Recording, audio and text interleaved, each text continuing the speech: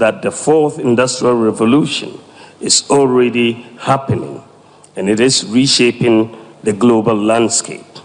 As a country that has missed the previous three revolutions that many nations took advantage of to become developed countries, we must not miss the fourth industrial revolution.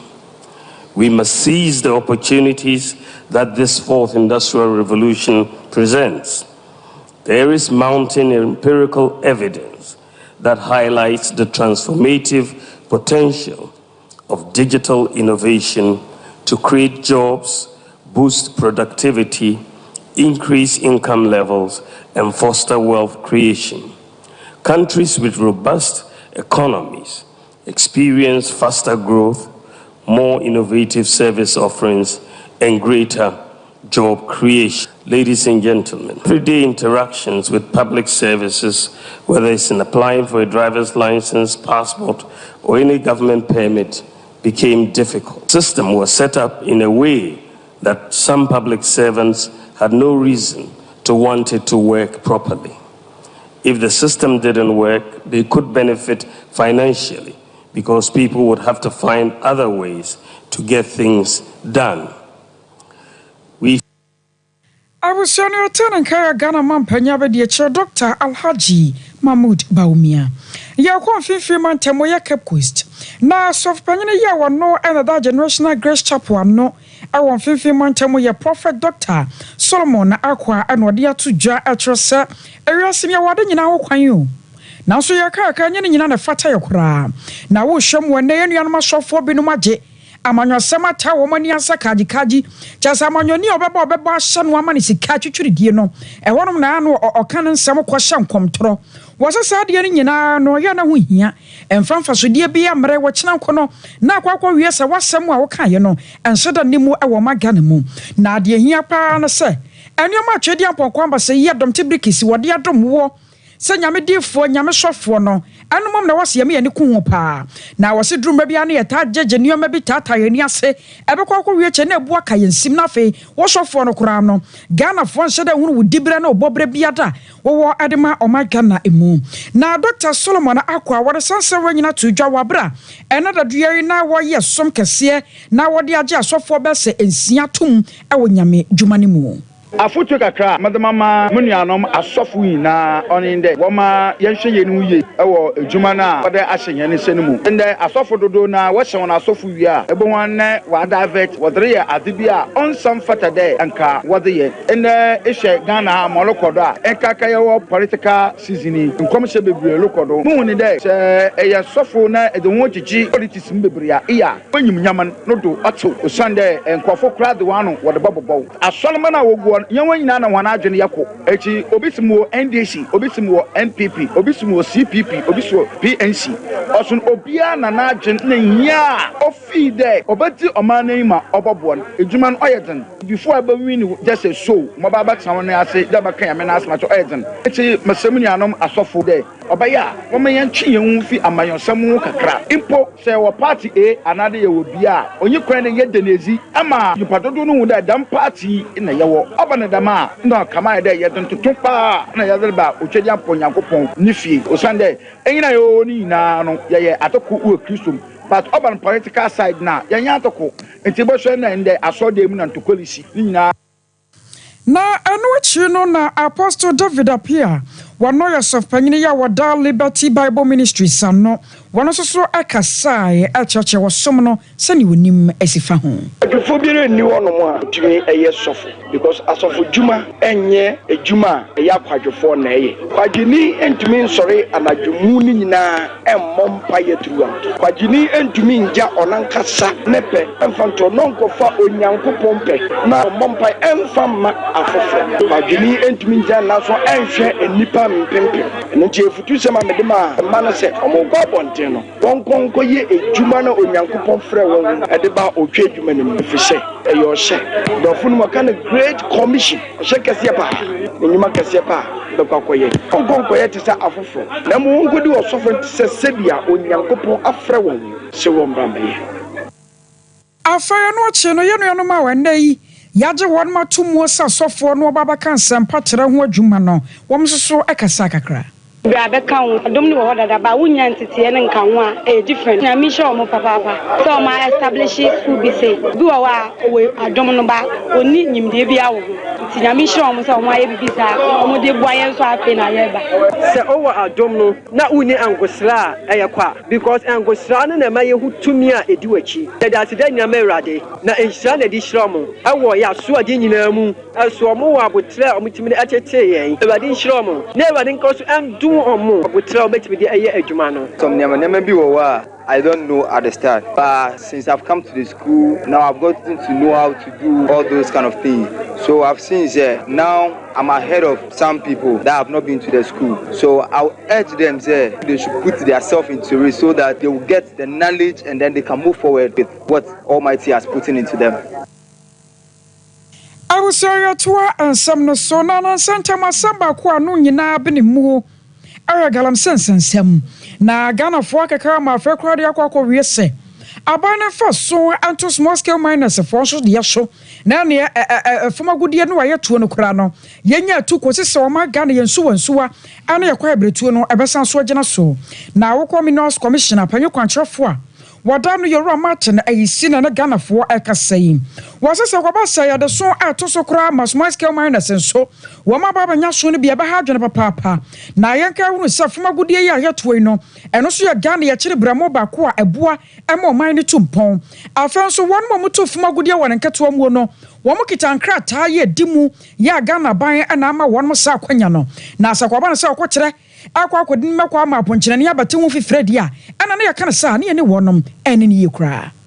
Galamsey the anger and all those things to the formalization. Maybe we'll show the formalization part and you see 5,000. So the moment you say we're banning small scale mining, not Galamsey, because Galamsey is banned, it means they're asking 5,000 people in Takwa not to work, punishing them for something that is not their fault. So this is some of the conundrum that we face. Other than that, our biggest headache is getting a place for them to work. I was away area panye kwancho for your minerals commission wadano or Martin ayisina and what you know and what about to dra at your sa wo shamu pa no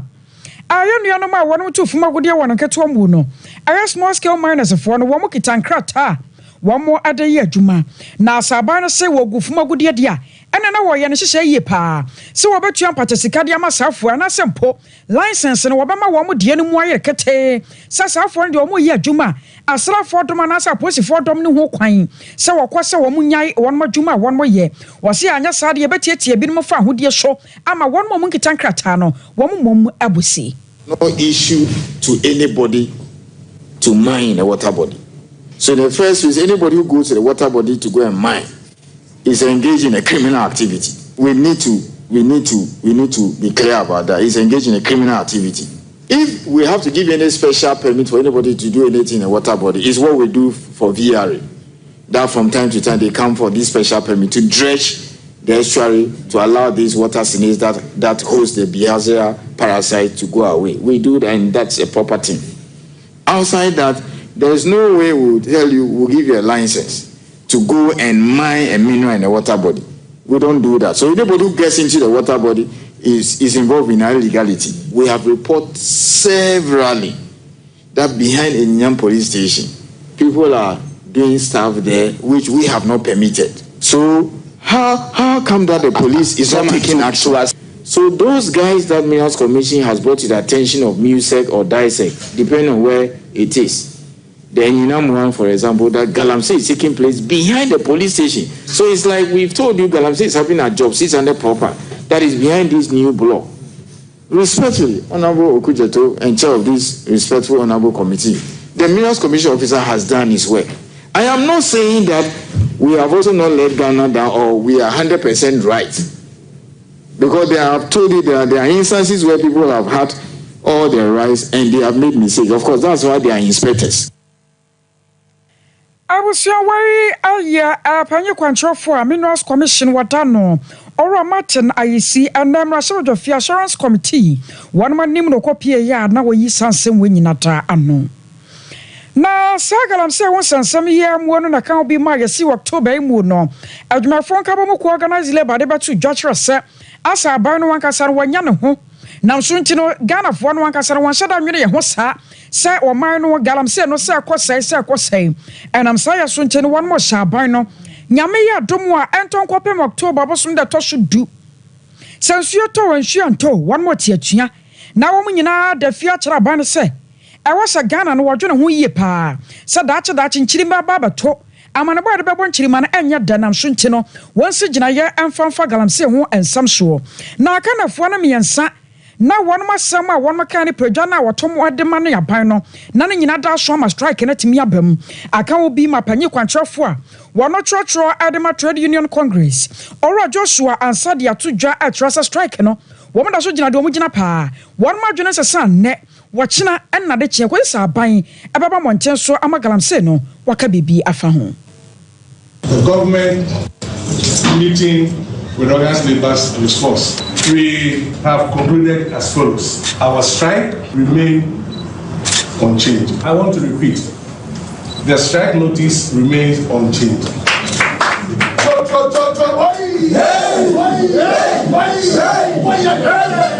We have the view that what the government has proposed to do does not adequately address our demands. And therefore, our notice of strike notice remains unchanged. Thank you.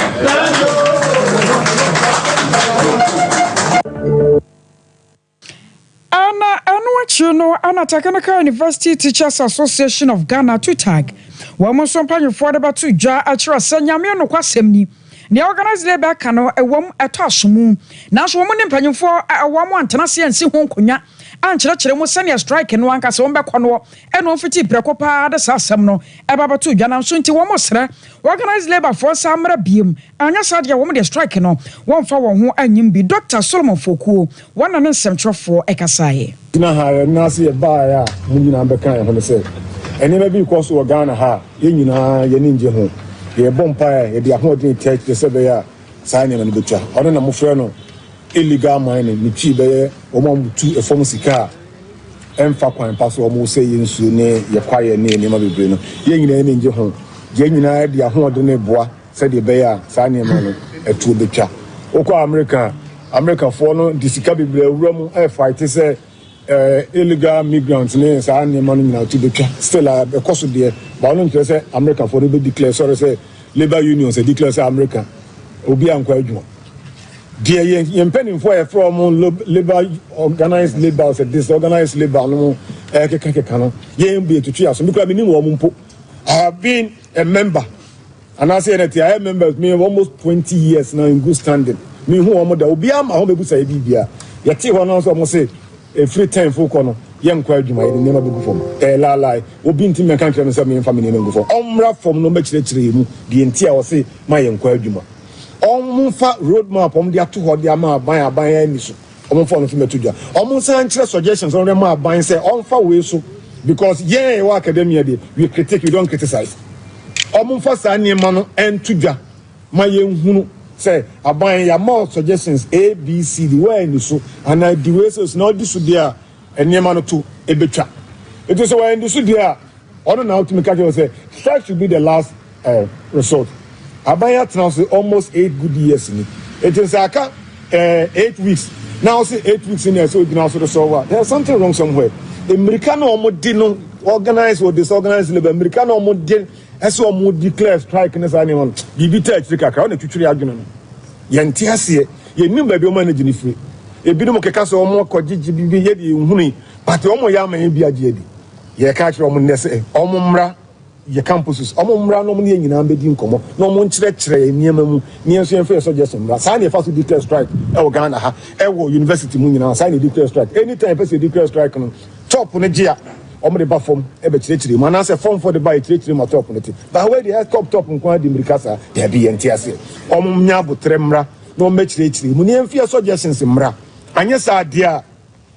na one almost so o mo na declare yen two tag for the executive benefit no mo won kan so mo hin so mo declare dia ene ya akra mo benye mo de ne nso nya adie was worry Technical University Teachers Association of Ghana to tag no Dr. Solomon Fokona yakwa manoso. Na ne Oro Michael Samuel Sakwako Dinkomo, while Director of Policy Research Analysis at the Liberal Institute. Na no kwa kasa sebra na djuma fo boafu. Wa mo kire se ba bia galamse ne keka kono. One month na se e mane nyi nwansa ansa na wakeka wo ho. Yenkwane ne panyipan kwadi nkomo ba ka se mo adwo. Yara ma adwo ai. Oro Michael official Paul. Yara ma ko temenka. Me pa cho beto ka no official panso after commentary na yetenkwam na Ghana ngani ifri adumu akuduru adumu amen ada na Ghana nyina firi adumu akwa adumu yi adwumafo so na omobu afu yi o wom se nyame ya adumu a October 10th won moti atwia strike pa ya nya asem keto amana we ya beka na se ba bia ya ginai se yakwa akoto aba na strike yi eye ana wom so agina sie na won mo sie no wom de se wom sie yo mini aba mame na wase na menchia ona nwumre nso bio na menchia asanteman enchia Ghana man nyinara aya no kre so de wo si e kan no se organized labor se omo pese omo de obroma ebom fi se omo asem ne se emimfo bi atbesi Ghana yinsu so ena ensu a eyenkwa e wo se ebo ho ban no omo ese no na sabi eburu sabi enya ado ye so obi be ka se de aduane se wa no pipiripi mu a mini aba se nko di watemo da bida yesu de e wo se nyina ye bo ho ban na ekwan a organized labor e fa so e di aye no eno ena etire agene kakra madwene kakra me ayamena no enese sa emimfo yi a wo matiati nsu waso akomo sese no enese de sia baji nti wahyo ebe na woche miensen mini abase ebe ka no kra sa na woche miensa pa de me just say ka emimfo yi ebetumi aye nsu senko ana ye baji atum sa ai ekwa mofa ekwa mbone so etu efoma gudi a abefo ye friend galamsi utchi mu kwa kira emse se ebe mfie aduoni e na aba be hye kwa ye pese ye tu so sa ye ntumi entu so sa nenso wo hye sa galamsi ho entokwa ya ye kunya between 2012 and 2015 entokwa no ye sase kakra 2017 to 2020 yesa shemu kenapa abai we eso etu sa anamo no bi na ya kwa akoyese anamo to na organized labor etu no ya kwa akoyese ase nyina ne ada be na wotwe miensen yesoro ya na ehu se mimfo bi akwa akose yensuo na yebo efu no ansa ye kan Ghana ye nyina na yetim ye wa hospitals a ye na busiafo etewa omo hwe ayarefo ye maame mo ye nananom ye no ayire mo a omo kwa awo so woko ye suku mu nso a ye ne ye ma omo kwa akogege ntete e wo ho woko abanyuma mu a omo so enam so a omo kwa ama Ghana ama titiri nyina akoso nenso meso madwen kakra mpesa mekyere ne se sabi memfa obi kuro enko kasa na bia ye kasa makwa akobu ekuru bi animtia mi a memfa me ya me kurom akwadu sa akwadu ade hye se obi ese ya asase obi se yensu a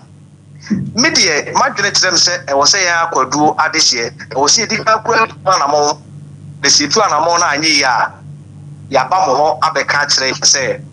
mumra na meboae nanso se de ade na si kwa na kwa se katasu mu asubi abemu a yama sa strike ya organized labor person mu declare no emu na ho papa da and na hono ne say me nia bai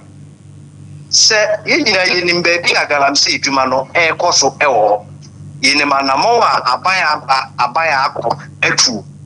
intimidate se kan boy o papa de pese ye tu sade a me de nka madwene tsam se ke nyina ye nka mom na ye nkọ ba bi asa wo mo a wo tu e foma gudie se wo forest mu ana isusu no ye nkọ ye kyerentire kuro si ye kyerentire kuro na o mo beti ase pa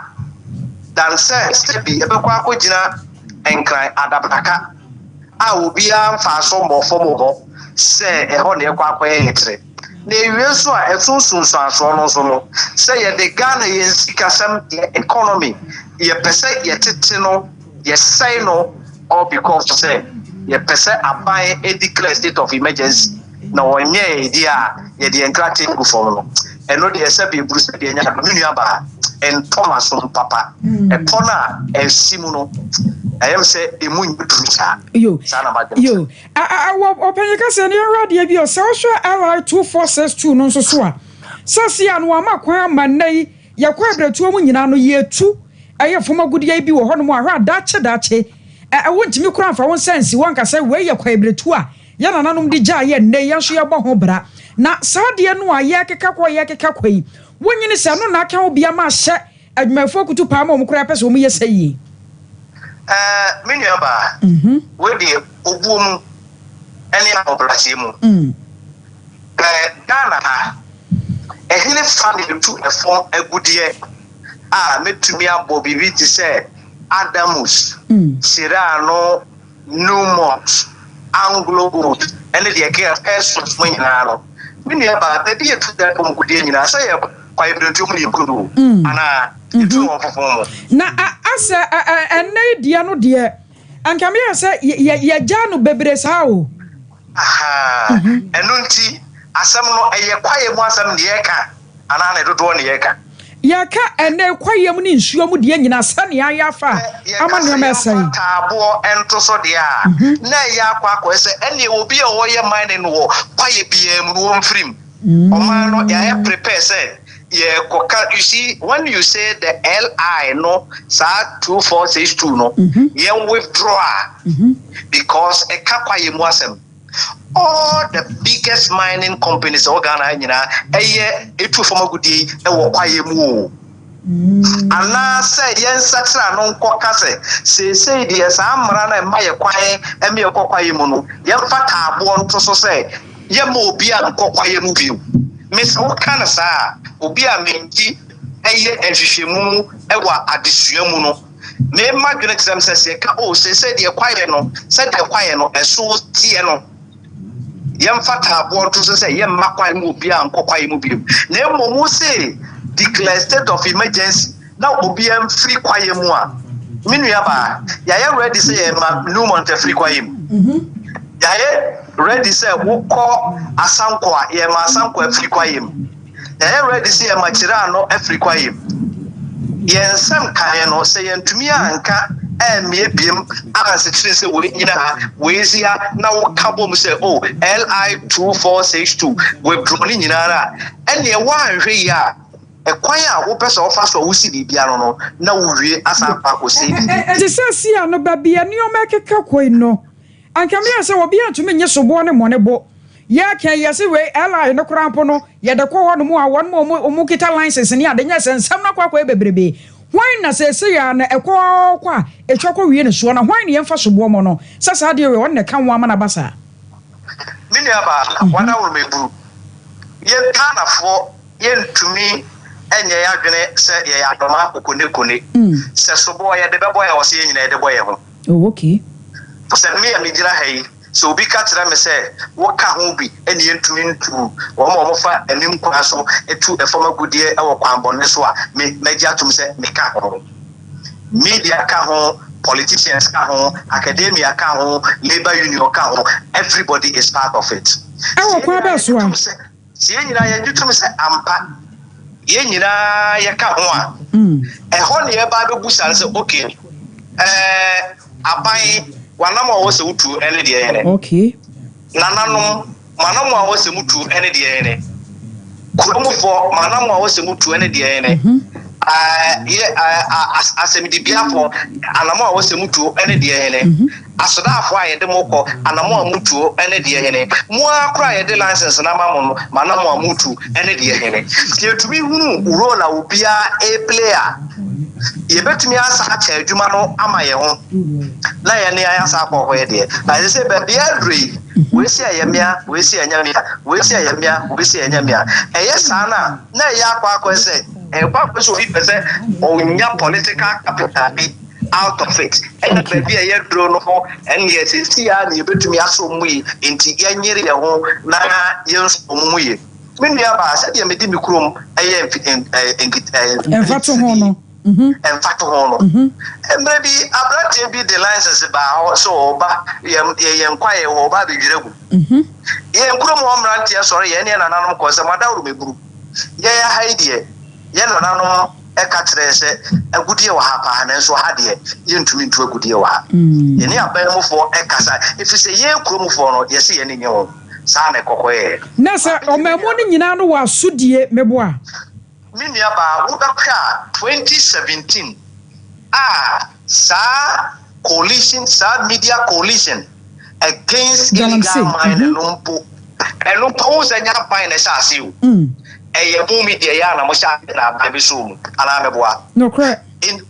Asudiano, Samukra Mus Asudiano, and Diana so they are. Me Pesasana Mutuno, and was see Tuno, Sa Anamono. Neomums obedient and crying. Oh, my declare strike, state of emergency. Fataboto so stop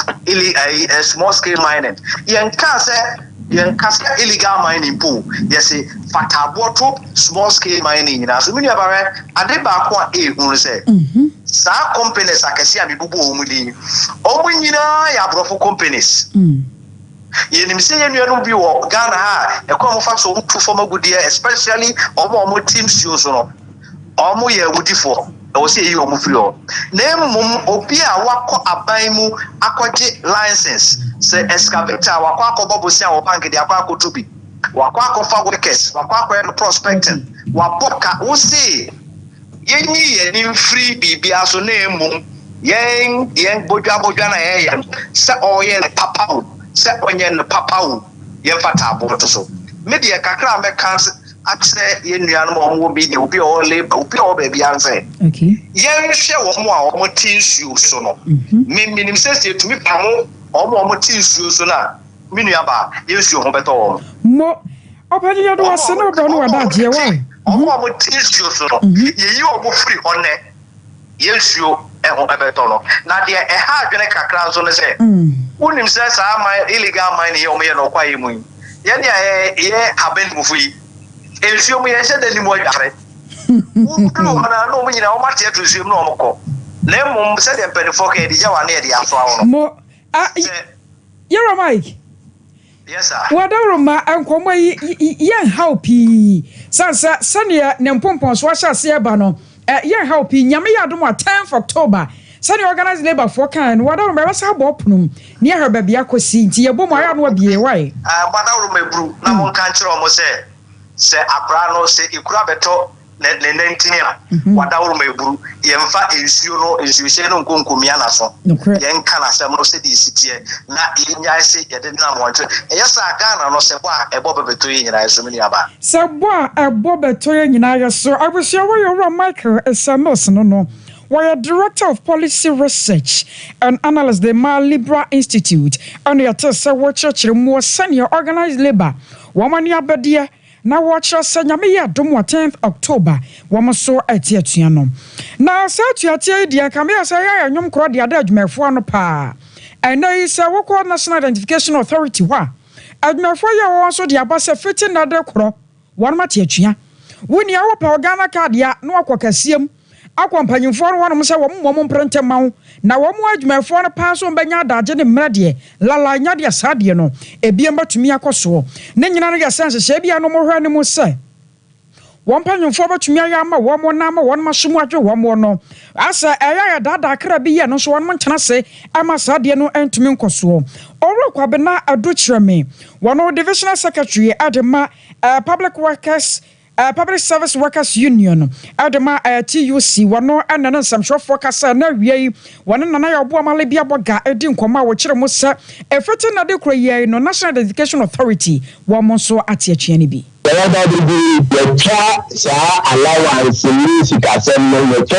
the second page the implementation and operationalization of the scheme of service of NIA. The documents are actually HR manual. Apart from the north of Ghana, we are guided to follow you. And so far interview and so we have approved scheme of service. So see, we don't have an approved scheme of service. That we're not having that approved scheme of service. Now I can choose all of striking. I don't see the clear letters and I can't comment for the black board or so the other one the retro mile. And also a party. Not idea. Not a time for young part your never in this form. I will take us to go and share about it. And you say you're really and shot and really after. I should be the match on the day after prayer. And let's say a cat. Some impurities are community because running to say I found out the problem. Side document it can say a if you be able to allow the station to be a party as a reporter, if you are or newscaster, or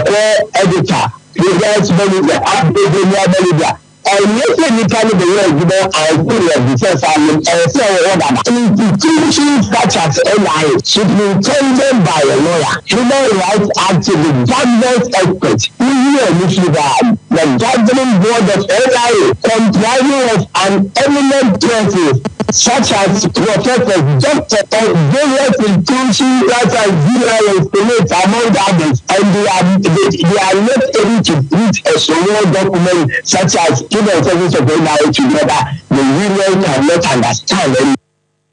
I was sorry and some no as so now any ma woman so kwako. I my Ghana mo one kapo ko dia ba se fiti na de kro. Won so tuatia no wo ho agimpa. Na wiase mo mo ka de akira ban mu mpanyifo se. Kwoto de dia na ban so didi bi. Na sabayo na de jane ade ba kwo so de nya de so betena se na waye nhwe han. Na senta mancha bia na yeto kokko buom. Na so won mo so kokko de dan dan nyina won makatua etim de etim. Aka bia ma na kokko marketing companies na wo warehouse no a kokko boto no se somwa ni o munya soafo na ngamfa se wabesoa ama ye hunu sane nioma SB kakọ national chairman Adama ye nuanma won so kokko yi won ka bom ko Raymond Atanga won nsemtwofo ekasai ya na ye so kokko no ye wo 3 centers e wo Ghana ha ebi wo tema ebi wo takrade ena ebi e wo Kumasi. Last season, no, now you bag once in 20 pesos. Once in 20 pesos, and son of a swap bag no weight 64.5 kilograms. Bag me weight no. And the nipper may no pay the bag now. They are so nipper back. Now they are got to into your department. They have from quality control department. So my check cocoa no beans no number we say beans no they are come. A bit near the year Juma. How be any so ansana. Omasama ya be pay the cocoa na sa swap at the cobo star 22 high. And the na ho chire but you be the day ya omanente and the season we ba sa se na di kan ebo omo amane se ya pe increment and omo ka che se ya botre na increment ne baba nte ya mu and na the juma sa increment no nte Thursday last week no and increment ne ba no but then increment ne ba no very bad, very bad. I got to say like by force be mo ya monjai na yesona ye cocoa bot stakeholders for the BR you work. You see, I know among Christian once in 70 pesos not match with the current economic status, and then we are not able to sustain our cost of living because we work only for 4 months and the rest of the 8 months the season is off, and then we are left with no support from our directors and cocoa board. Okay, how we survive after the season lasts only for 4 months. First, on that, once in 20 pesos increment, they buy when the 50 pesos in account. This year, once in 70 pesos. You better nipa 2,000. You better nipa 2,000. You better 3 city. because the two money no respond to your demands no pot bia ya ba juma ba dia wa bonten ya wure inside kora CFC pay for the FM ya di komo de omo kan na say yeah juma ne ma mo 1 week but yawo ne ahon kire ne how p say the dia be susa asana o ma twa sa ma ya de dede asana mo abeka kire say ya ma mo dey say ne performance means so yes so koko careers that performance means no ye na eti ase ana ayo ne no ya won mo so akoko wo ma Ghana mo no won mo chichina ni no oro Raymond Atanga 21st clinic na ya comfort ya ma wo se won mo ye sciatica expert ko na wo sciatica ya de no won hwa fama branches no de wogo so da bia me no me no apom dinti wo se kuma se short versus junction obo se cancer quarters ankra do ma ka sunya ne nkranza tachima ni nyina wa bia bi wo konso mba massage wo kama ma wo nuro na wo atumi ato 0540 311 311 0540 311 Mizo and 5G wonya bia eboa na wo atumi asisi wo so sane wada no waye no aye no wuro ne awore sa kwaba no sa no waye nye di achere pii kwaba sa hwa na wo bia tie si so ti wonya ne dada sa na de pai bia na brodo bia ka ho wahu line ba bia wudi ama wo ebebo papa Sompa chede yeguso da ya gio yese fa wode bra watani amfa nka ho emo na wo anwa milo gesia sudden bibia ntade empaboa socks ni nyina wode ba ye beje wokọ Sompa nkranza Ghana Commercial Bank dan ni mu ye ho sunya ne nso ye wo night market ana fa Sompa kuma senso ye ba nom hotel say mobile money na apa so de man ye nso a wada ma ye ho mani ni 0598 559 802 0598 559 802 dia baba no ayata one media anasa blessed foster kwa masita drone ni o awso 3 kwa capsules edro ye papa etiapo ne gina yie waso sisi ya dia okoko no wayam tim no baba kwa nyame adom so sansa 3 ba center ba ye wo mu ni nipa hwamoda wokọ kwale na keba dan haba mistini apedanka bisasa wo pe kokọ masita duro na du papa ene Ghana fo age atom wo no 0546 107 107 0546 107 107 Express Group de wo to kwan wasa ba bia peso ko bia sa Canada US UK Holland Germany ne dia kaka ho no Espresso won krata sam nyina ba ya krado de amao se wo kosua de wo koya juma scholarship bi ticket ne to ne holidays no Express Group kuma so was of labor runabout and crying kana she first light 0249 00 04 48 0249 00 04 48 afa busua ni Dr. Alhaji Mahmoud Baumia hon komo kakra NPP amanyoko no de aba ekire mu se wo my Ghana mo pa wo pani pa wona ma be for so de my Ghana efra dumu akwa dumu a mapanya be de ekire Dr. Alhaji Mahmoud Baumia pa eni oba ye moba amoni interoperability wa ba be yana kama men ne wotumi sende sika efra mtie ne ekọ voda tigo ana eta tigo ine de kaka ho wotumi ye pharmacy was all right for sure. Pharmacy bia ya twa ho ahia no tumi frɛ wonom ne wonum di nkomo pa aduro. Nanya no nko. Zipline medical drone. Ana yetimi de drone free ha de moja. Ama ne kɔ akɔma obi wa tabubu. Ne nyina ne Dr. Alhaji Mahmoud Baumia no nsa no adwuma ne bia. Ana kura do de abetwa muo. Aye citizen app. Eno so nkrata asem nyina sanka wo kwa. Na Ghana card health insurance and the kaka wona sense ho no sade ne nyina ne nadawroma ya twam bebi anu ya ba fo fon ba akopɛ sane o ma nyina aguso a wo nkrata sam na ye befo ade ama wo enam so nti no won mo kyerem sɛ wo panipa no wato abade ama no wahwɛsoro wa number 1 Wasa Dr. Alhaji Mahmoud Baumia wo bato aba no de ama no na Ghana ya tumi ako ade akoye nimo ye gyina we so na ya dan ho taw ye ba ade akachi no ye de beto so 21st clinic yes sciatica expert sciatica no o nerves na wo to ase na fa wo siremu na fa wo nansia besi ase ho no se ho techema eno ene ye fa ne sciatica na etimi bubu o to ase ka wo se dwe wo sirem wo je ho ba bia enye na no na 21st clinic ba ye adwuma pa wo mu ye ntia baso bo ma je ne wo Ghana ha ene amono ne enya asem ketewa Womuji international awards ahodo womuji local awards ahodo na anu nso na womu the only sciatica research and treatment center in Africa bibrim hano ebi ni baby a gise 21st clinic nkwa womu de bibiduro ene besa o yare no masa de machine aka ho eya yare sabia yare bia wutimi de ko ne mama de ba ko a woma gidi womu pa no eye sciatica ena stroke nso de kwa diabetes ne hypertension ni ade ni ade Ghana ha ba bia wo mo ho 0540311311 0540311311 next 21st clinic wo mo ye sciatica expert.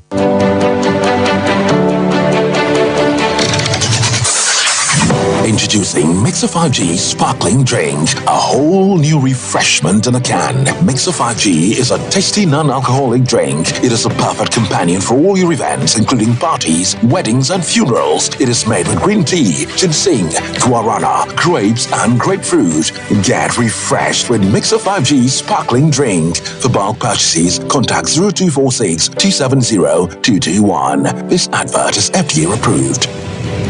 Brakasa ye duabon waso a ne dwumedi wo nipadua biara pom den ene na brabo mu ne hienye pa enye brakasa nko nuaba ne haban bi te se ko nsusu a abonwono ne dia akeka ho no kura enwanunu ahodo a ekọ animu yi ankasa brakasa ne sa nuaba yi binom ne akeka bobudi afa abefo kwan so a ye dia ye brakasa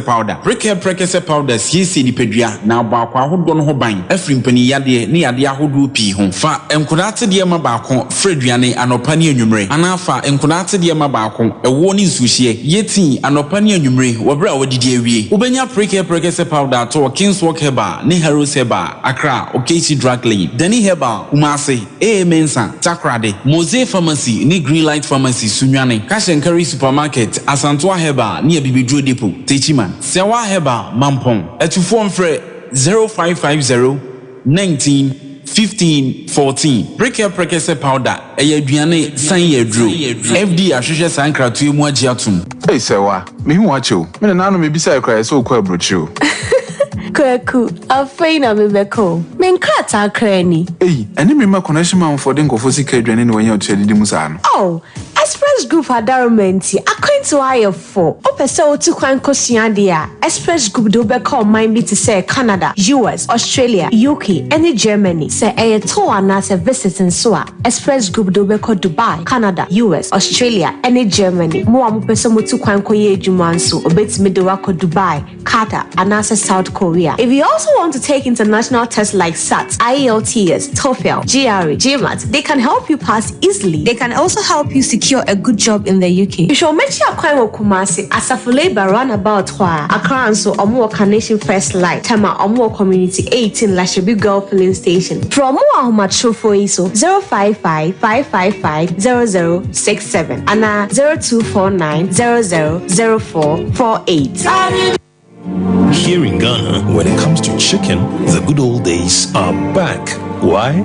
Because Boris B's Chicken, BBC, is here. Yep, give your family and loved ones Boris B's Chicken. Fresh, tasty, delicious. Boris B's Chicken is produced right here in Ghana by our cherished poultry farmers with support from the Ministry of Agric. Get whole frozen chicken, gizzard, chicken feet, chicken neck, and chicken liver for those special family meals, buffets, picnics, funerals, and all restaurants. Get Boris B's Chicken. It's halal, so everybody can enjoy. Wherever you are, call Boris B's Farms hotline 05-444-444-53. Ask for our branch that is closest to you and come get your chicken. Boris B's Chicken, BBC, proudly a Fiakoko.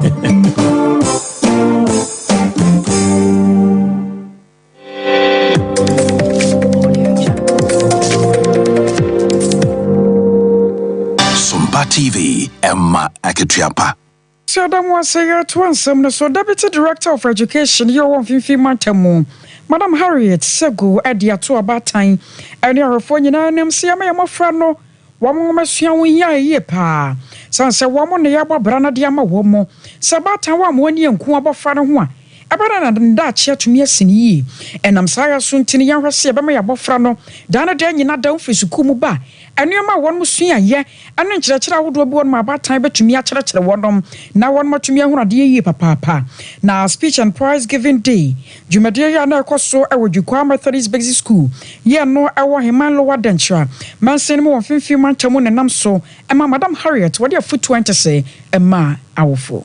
Ekada yehu de saye wo moframa na de abatete na eteta moframa na iwumohia ka ho iwumohia na agofra no onya anyimizi manimpa otumpon yakade ya hye won de ye wo hena Saturday ya abatan edu ba ko school odo shatan odo ba ochrew odo odizi ntina ye wa Saturday bo hwe na dama mofra nje do kwando ko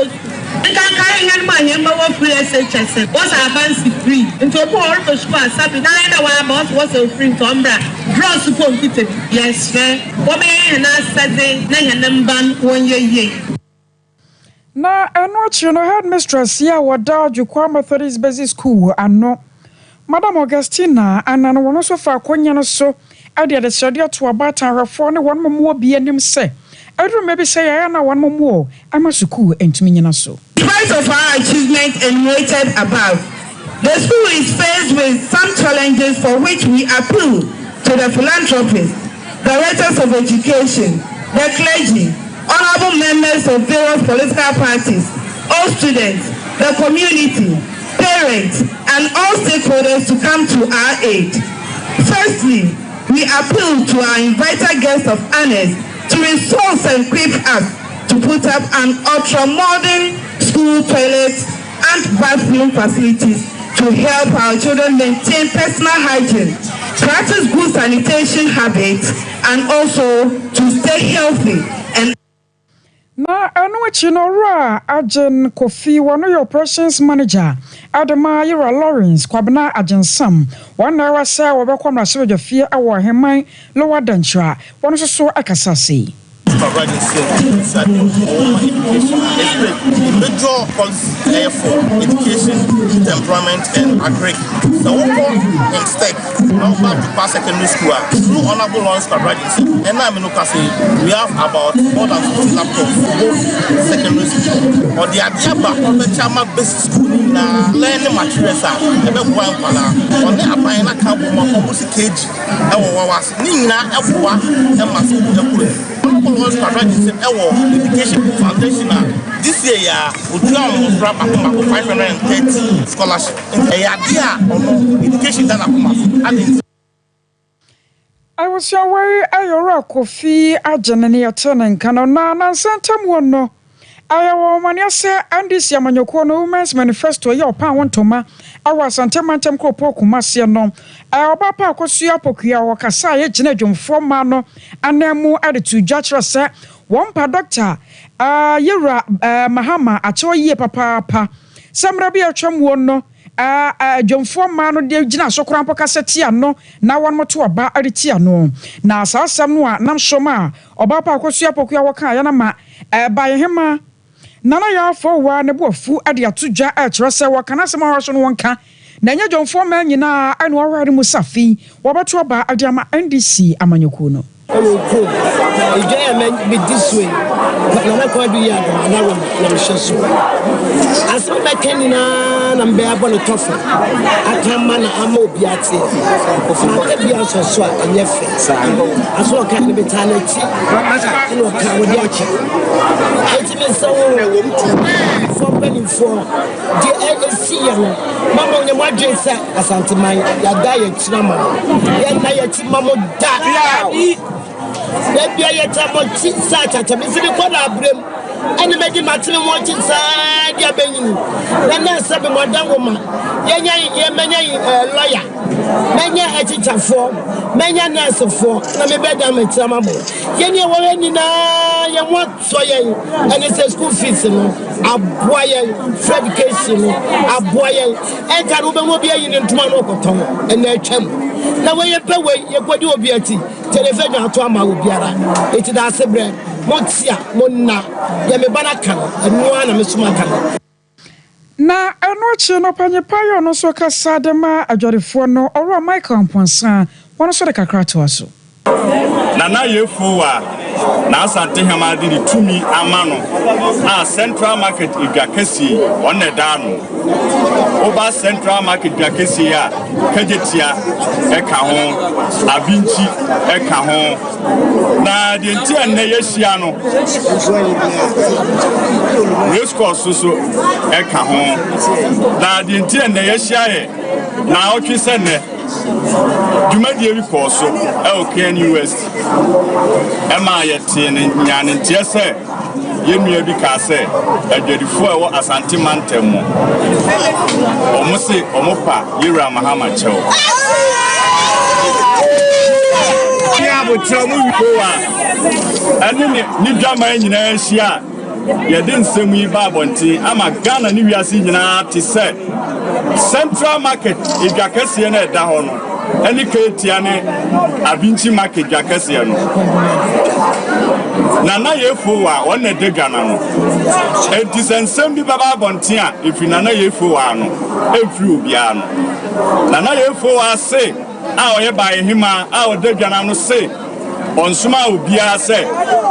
onkopa Mahama Chew na onye bi so da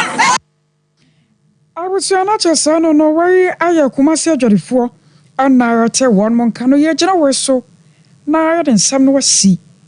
ya na kokwa ver no kajando ya Grace akosua somwa bozi the caption man eno achi no Reverend Michael ne happy yada mo asadamwase ora Asante ebo Benedict wana nsam nyina no wo hwa ya se mo yi de anye firi mu na wode ne papa no ma ye se yemra metena se na yenkenkan so ade